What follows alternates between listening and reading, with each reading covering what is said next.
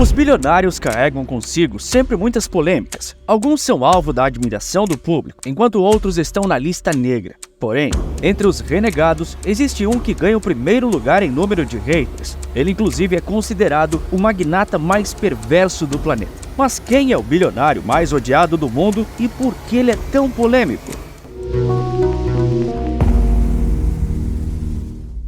Apesar de vivermos numa democracia, nem todo poder emana do povo. Um bilionário, nos tempos modernos, é a perfeita representação de que para ser poderoso você não precisa ser eleito. Nos bastidores, os magnatas ditam os rumos do mundo, e isso não é teoria da conspiração. Em época de eleição, vemos os candidatos correndo atrás do apoio de empresários de sucesso. Bilionários financiam sua visão de mundo. Dessa forma, não é incomum que muitos ricaços invistam pesado na formação de políticos alinhados com o que eles pensam para o mundo, usando o dinheiro como meio para propagar suas ideologias sem que eles mesmos se candidatem. George Soros é o melhor exemplo de um bilionário envolvido até os ossos com política, mas que nunca foi um político de fato. E é exatamente por isso que, para alguns, ele é o bilionário mais perverso do planeta. Para muitos, George Soros é responsável por vários dos problemas globais, ao impor sua ideologia mundo afora e influenciando governos por meio de dinheiro. Ele é uma figura conhecida no mundo dos negócios há muito tempo, mas ganhou mais destaque com um acontecimento que ainda é polêmico. Quando a Inglaterra quebrou, George Soros ficou mais rico do que nunca. Mais do que isso, é possível argumentar que George Soros foi o homem responsável por simplesmente quebrar o Banco da Inglaterra. George Schwartz nasceu em 12 de agosto de 1930 na Hungria. Na infância, sobreviveu à ocupação nazista que tomou conta de sua terra natal. Sendo de origem judia, sua sobrevivência se tornou duplamente difícil antes e durante a Segunda Guerra Mundial. Então, ele e sua família precisaram se passar por uma família católica, o que fez ele mudar de nome. Deixou de ser George Schwartz e passou a ser George Soros. Ao fim do conflito, Soros já era adolescente, mas seu país agora estava sob ocupação da União Soviética. Foi aí que ele se mudou para a Inglaterra e lá começou a construir seu império. Ingressou na prestigiada Universidade de London School of Economics, onde fez mestrado em filosofia. Em sua vida adulta e estudantil, se sustentava fazendo bicos por Londres, sendo desde atendente em boates, carregador de malas em estações de trem e até vendedor. Em 1954, ele passou a trabalhar para bancos comerciais. 2 anos depois, Soros conseguiu uma indicação para trabalhar numa corretora financeira nos Estados Unidos, o que o fez se mudar para Nova York. Na corretora, sua função principal era analisar o mercado de valores imobiliários da Europa, ainda aspirando voltar ao continente em que havia nascido e crescido. Foi nessa época que ele criou sua famosa teoria da reflexividade dos mercados. A teoria da reflexividade sugere que a maneira como as pessoas interpretam eventos pode afetar os próprios, criando um ciclo em que a percepção influencia a realidade,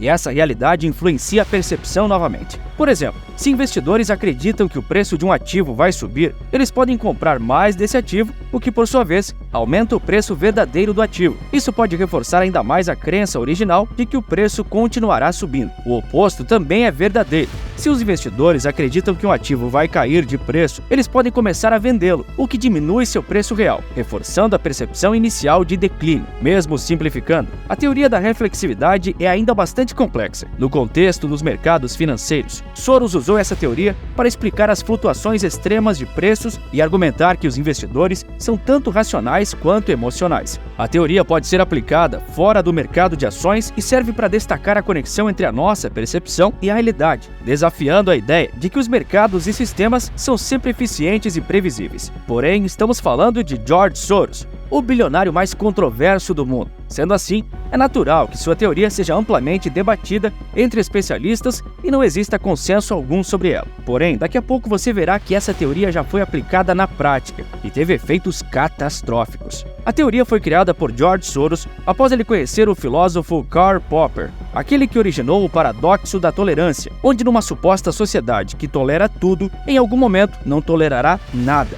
Essa ideia foi apresentada por Popper no livro Sociedade Aberta e Seus Inimigos. Foi desse livro que George Soros, que era amigo e influenciado por Karl Popper, encontrou o nome para sua organização criada em 1993 e que existe até hoje, a Open Society Foundations. No auge da década de 60, Soros já era um funcionário em bancos e corretoras respeitado, o que o deu margem e experiência para começar os próprios negócios. Foi então que, em 1970, ele abriu sua primeira empresa, a Soros Fund Management, que mais tarde se chamaria Quantum Group Funds. Logo de cara, ela tinha 12 milhões de dólares de patrimônio. Pouco tempo atrás, esse valor já havia subido para 44 bilhões de dólares em aportes. 5 décadas que tornaram um mero bancário e analista de mercado em alguém que havia quebrado o Banco da Inglaterra. Mas será que ele foi mesmo responsável por essa crise? A Quantum Group of Funds é uma empresa de fundos de hedge, ou fundos de cobertura em português, que é uma forma de investimento alternativa aos investimentos tradicionais, sendo altamente especulativa. O risco recompensa, e muito, esse tipo de ação no mercado financeiro, e George Soros fez isso com exímia perfeição. Sua empresa ganhou destaque por ter uma política agressiva, em que os altos investimentos e grandes retornos financeiros em curto prazo eram a filosofia vigente. O fundo de cobertura de Soros prosperou nas décadas de 70 e 80, mas foi na década de 90, mais especificamente em 1992, que ele se tornou alguém famoso no mercado financeiro. Em 16 de setembro de 1992, uma quarta-feira, George Soros ganhou, numa tacada só, $1 bilhão.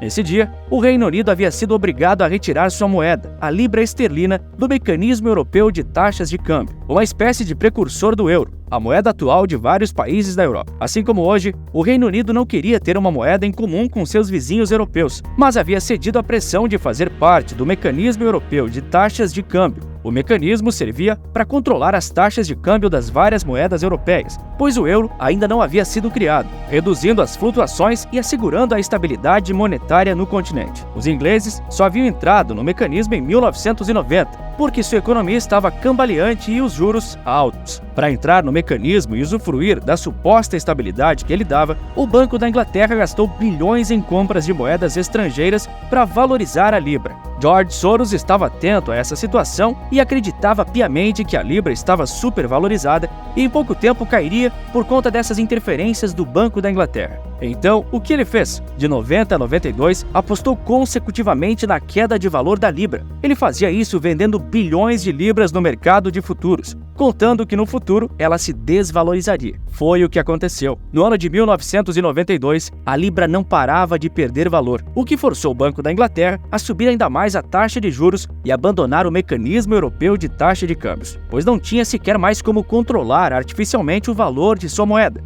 Isso foi feito naquele 16 de setembro. No colapso da moeda britânica, aconteceu a Quarta-feira Negra e a ascensão de George Soros. A perda de valor da libra teve vários fatores, e a ação de Soros em vender bilhões de libras foi um deles. Ele inundou o mercado com vendas de libras e criou um efeito cascata, em que outros vendiam suas libras também, e assim a moeda entrou em queda livre. Seria um exagero dizer que ele foi o único responsável por essa quebra britânica, mas também seria mentiroso inocentá-lo e afirmar que ele não teve papel importante no acontecimento. George Soros, em parte e de fato, quebrou o Banco da Inglaterra. Sua aposta do ponto de vista de um investidor individual foi um sucesso brilhante e genial. Do ponto de vista social, ela é muito controversa, pois a aposta de Soros teve um impacto negativo, não só no Banco da Inglaterra e na Libra, mas também em toda a economia britânica. Estima-se que o Tesouro Inglês perdeu 3,3 bilhões de libras esterlinas nesse episódio. Com a queda da moeda, inflação e recessão se seguiram, castigando o povo.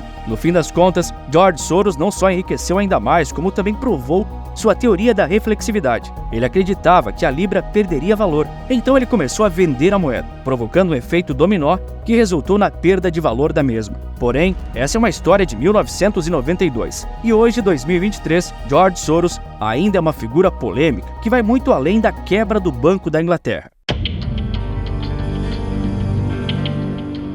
Atualmente, George Soros tem uma fortuna de 8,6 bilhões de dólares, mas é importante destacar que ele já doou 4 vezes esse valor para Open Society Foundations. Soros e a caridade andam lado a lado. Antes de se tornar famoso na década de 90, ele se destacava por suas práticas filantrópicas e empresas sem fins lucrativos. Nos anos 80, ele oferecia bolsas de estudo para jovens da Europa Oriental durante a Guerra Fria. O empresário queria afastar a influência soviética dos mais jovens. Um crítico feroz do comunismo acredita que essa ideologia viola os direitos humanos e a liberdade individual. Além disso, ele crê que o comunismo é um sistema ineficiente e incapaz de gerar prosperidade econômica. Apesar disso, o bilionário húngaro é inegavelmente defensor do progressismo, tendendo mais à esquerda do espectro político. Ele é um grande apoiador do Partido Democrata americano, tendo apoiado a candidatura de Barack Obama à presidência do país em 2008. Soros também já doou verdadeiras fortunas aos democratas. É motivo de debate o verdadeiro grau de influência sobre o partido que atualmente governa a superpotência americana, com muitos afirmando que ele usa sua fortuna como uma arma para influenciar os rumos dos Estados Unidos e do mundo. Frequentemente, ele é associado a teorias da conspiração,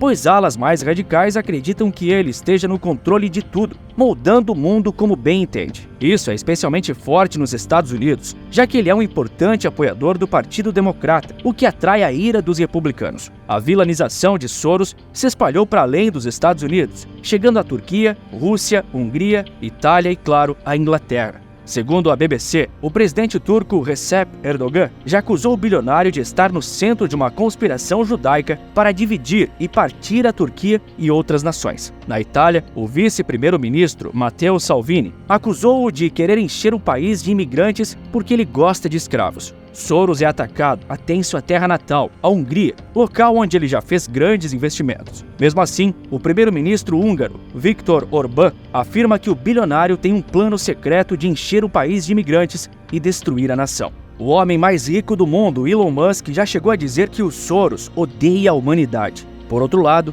para aqueles que defendem George Soros, as acusações que o taxam como monstro e como alguém que quer manipular o mundo são puramente propaganda antissemita, dando o fato dele ser judeu. A fortuna bilionária de George Soros é proporcional às controvérsias em que ele está envolvido. Algumas simplesmente fabricadas, outras totalmente verídicas e inegáveis. O homem que quebrou o Banco da Inglaterra é alvo de opiniões fortes a seu respeito, admirado ou odiado, 8 ou 80. Mas, acima de tudo, ele é o bilionário mais polêmico do mundo. A fábrica da Apple é tida como um inferno na Terra. Quer descobrir por quê? Clique no vídeo que aparece agora na sua tela que eu te conto. Por esse vídeo é isso. Um forte abraço e bons negócios!